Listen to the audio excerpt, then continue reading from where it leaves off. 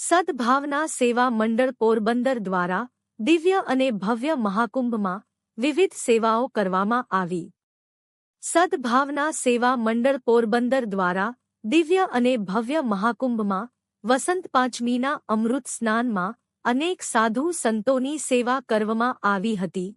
તેમાં અમૃત સ્નાનનો લાભ લઈ સાધુ મહાત્માને મિષ્ટાન્ન ભોજન, ચાનું વિતરણ, વસ્ત્રદાન તેમજ રોકડ ભેટ અર્પણ કરવામાં આવી હતી અને સદભાવના સેવા મંડળના સક્રિય સેવાભાવી સભ્યોએ આ અમૂલ્ય લાભ લઈ ખૂબ ધન્યતા અનુભવી હતી.